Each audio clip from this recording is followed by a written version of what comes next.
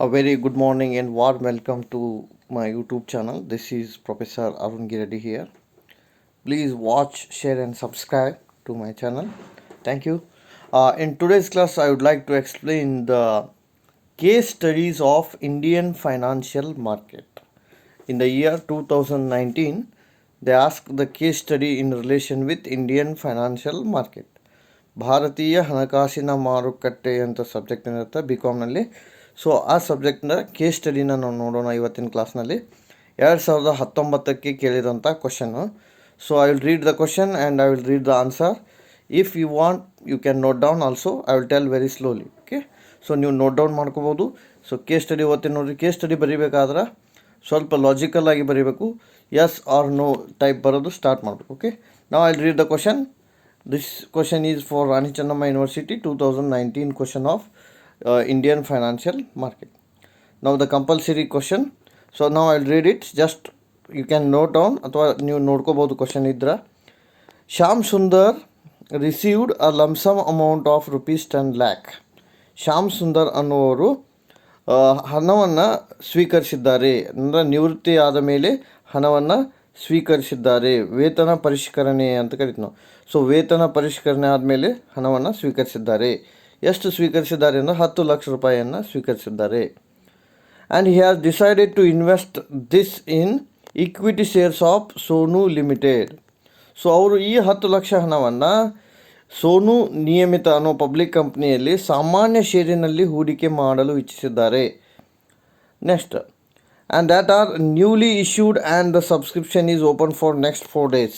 ಮತ್ತು ಅದು ಹೊಸ ಕಂಪ್ನಿ ಇರೋದರಿಂದ ಅವರು ನೆಕ್ಸ್ಟ್ 4 ದಿವಸ ತನಕ ಮಾತ್ರ ಅವರು ವಂತಿಗೆಯನ್ನು ಕೊಡಲಿಕ್ಕೆ ಅವಕಾಶವನ್ನು ಕೊಟ್ಟಿದ್ದಾರೆ. ಅಂದರೆ ಇದ್ರ ತಾತ್ಪರ್ಯ ಏನು ಅಂದರೆ ಈ ಪ್ಯಾರಾಗ್ರಾಫ್ದು ಶ್ಯಾಮ್ ಸುಂದರ್ ಅನ್ನೋವರು ರಿಟೈರ್ಮೆಂಟ್ ಆದಮೇಲೆ ಅವರಿಗೆ 10 ಲಕ್ಷ ರೂಪಾಯಿ ಬಂದಿದೆ. ಸೊ ಆ 10 ಲಕ್ಷ ರೂಪಾಯಿಯನ್ನು ಅವರು ಸೋನು ಲಿಮಿಟೆಡ್ ಅನ್ನೋ ಕಂಪ್ನಿನಲ್ಲಿ ಇನ್ವೆಸ್ಟ್ಮೆಂಟ್ ಮಾಡಲು ಇಚ್ಛಿಸಿದ್ದಾರೆ. ಅದು ಯಾವ ಶೇರ್ನಲ್ಲಿ ಅಂದರೆ ಈಕ್ವಿಟಿ ಶೇರ್ನಲ್ಲಿ ಇಚ್ಛಿಸಿದ್ದಾರೆ ಅಂತ ನಾವಲ್ಲಿ ಹೇಳ್ಬೋದು. So based on this they will ask some question. Shyam Sundar seeks your advice for following issues. Shyam Sundar ಅನ್ನೋರು ನಿಮ್ಮ ಹತ್ತಿರ ಬಂದು ಕೆಲವೊಂದು ಪ್ರಶ್ನೆಗಳಿಗೆ ಉತ್ತರವನ್ನು ಬಯಸಿದ್ದಾರೆ. ಸೊ ಮೊದಲನೇ ಪ್ರಶ್ನೆ ಏನು ಅಂದ್ರೆ ನೋಡಿರಿ, ಓದ್ತೀನಿ ಕ್ವಶನ, ಸ್ವಲ್ಪ ನೆನಪಿಟ್ಕೊರಿ. Can he directly invest in a primary market without intermediation of any stock broker? I repeat one second. Can he directly invest in a primary market without intermediation of any stock broker? Question mark. ಅಂದರೆ ಯಾವುದೇ ಮಧ್ಯವರ್ತಿ ಇಲ್ಲದೆ ಅಥವಾ ದಲ್ಲಾಳಿ ಇಲ್ಲದೆ ಅವರು ಪ್ರಾಥಮಿಕ ಮಾರುಕಟ್ಟೆಯಲ್ಲಿ ತಮ್ಮ ಹಣವನ್ನು ಹೂಡಬಹುದೇ? Question mark. ತನ್ನ ಹಣವನ್ನು ಹೂಡಬಹುದೇ? Can he directly invest primary market without intermediation of stock broker? ಅಂದರೆ ಷೇರು ದಲ್ಲಾಳಿ ಇರದೆ ಎಲ್ಲ ಹಣವನ್ನು ಅವರು ಪ್ರಾಥಮಿಕ ಮಾರುಕಟ್ಟೆಯಲ್ಲಿ ಹೂಡಿಕೆ ಮಾಡಬಹುದೇ? ಇನ್ನೊಂದು ಕ್ವಶನ್ ಇದೆ ನೋಡಿರಿ, question mark. Next, what steps do you suggest? ಯಾವ ಕ್ರಮವನ್ನು ಅವರು ಕೈಗೊಳ್ಳಬೇಕು ಅಂತ. What steps they have to adapt?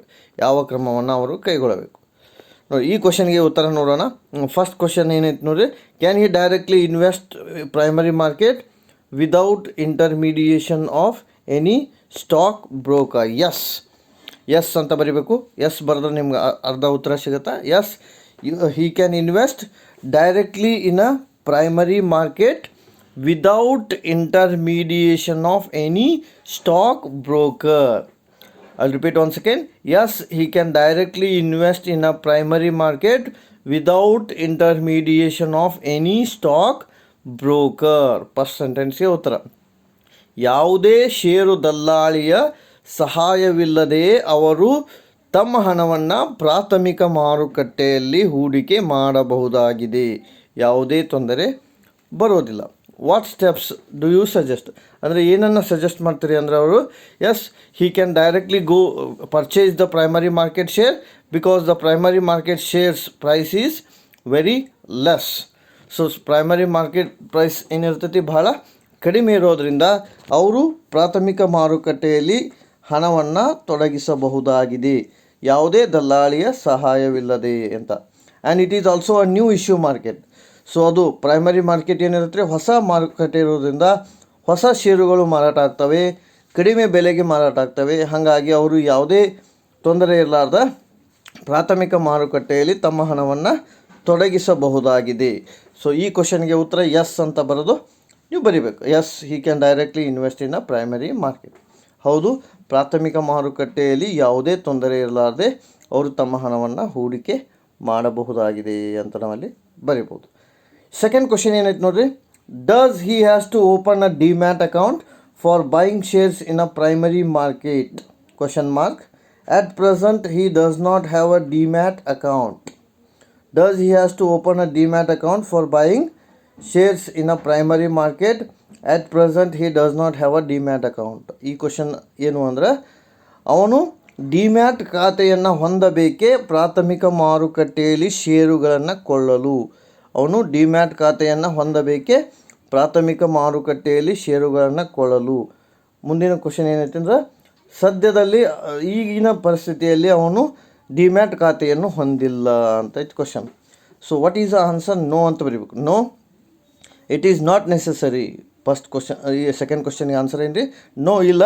It is not necessary to have a demat account to purchase shares in a primary market. ಪ್ರಾಥಮಿಕ ಮಾರುಕಟ್ಟೆಯಲ್ಲಿ ಷೇರುಗಳನ್ನು ಕೊಂಡುಕೊಳ್ಳಲು ಡಿಮ್ಯಾಟ್ ಖಾತೆಯನ್ನು ಹೊಂದುವುದು ಅವಶ್ಯಕತೆ ಇಲ್ಲ ಅಂತ ನಾವಲ್ಲಿ ಹೇಳ್ಬೋದು. But demat account is necessary to purchase in secondary market. Demat ಖಾತೆಯನ್ನು ಹೊಂದುವುದು ಎಲ್ಲಿ ಅವಶ್ಯಕತೆ ಇದೆ ಅಂದ್ರೆ, ದ್ವಿತೀಯ ಮಾರುಕಟ್ಟೆಯಲ್ಲಿ ಅವಶ್ಯಕತೆ ಇದೆ. In case of a secondary market it is necessary, but while in case of a primary market we can buy the shares without even a demat account. So demat ಖಾತೆ ಇರಲಾರ್ದ ನಾವು ಏನು ಮಾಡ್ಬೋದು ರೀ, ಪ್ರಾಥಮಿಕ ಮಾರುಕಟ್ಟೆಯಲ್ಲಿ ಷೇರುಗಳನ್ನು ಸುಲಭವಾಗಿ ಕೊಂಡುಕೊಳ್ಳಬಹುದಾಗಿದೆ ಅಂತ ನಾವಲ್ಲಿ ಹೇಳ್ತೀವಿ. ಸೊ ಇದು ಎರಡನೇ ಕ್ವಶನ್ಗೆ ಉತ್ತರ.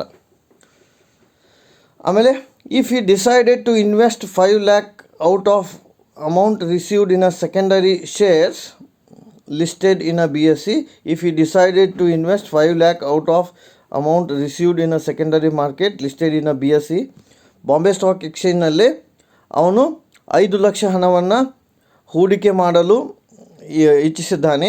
ದ್ವಿತೀಯ ಮಾರುಕಟ್ಟೆಯಲ್ಲಿ ಅವನು 5 ಲಕ್ಷ ಹಣವನ್ನು ಹೂಡಿಕೆ ಮಾಡಲು ಇಚ್ಛಿಸಿದ್ದಾನೆ. ಅದು ಮುಂಬೈ ಷೇರು ವಿನಿಮಯ ಕೇಂದ್ರದಲ್ಲಿ.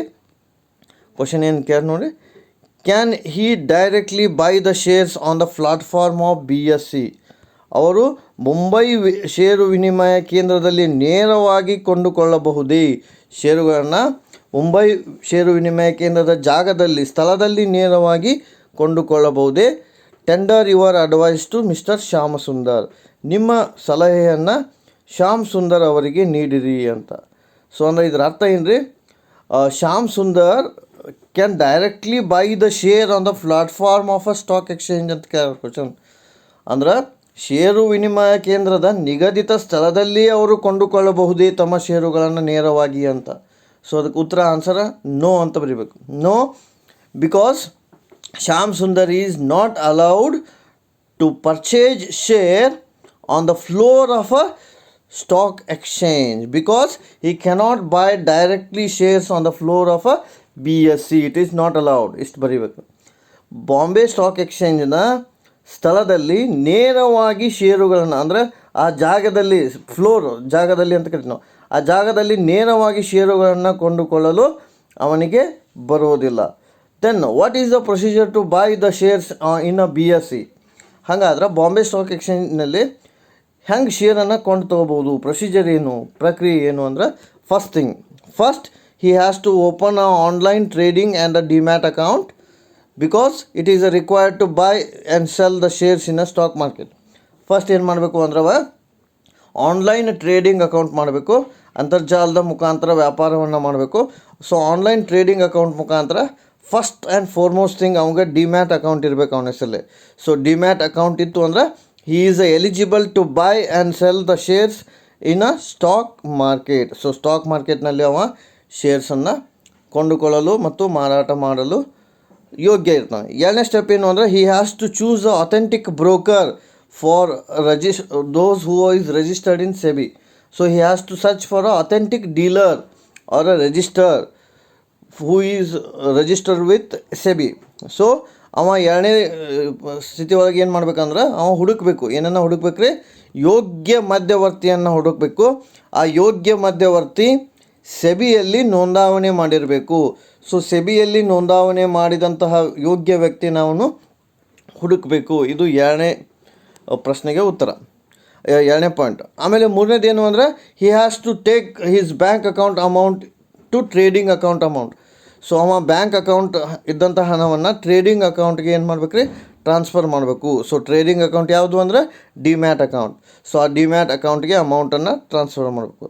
After transferring the amount he is eligible to trade in a stock market. So stock market ಒಳಗೆ ಅವ ಟ್ರೇಡ್ ಮಾಡಲಿಕ್ಕೆ ಯೋಗ್ಯ ಆಗತ್ತಾನೆ ಅಂತ ನಾವಲ್ಲಿ ಹೇಳ್ಬೋದು.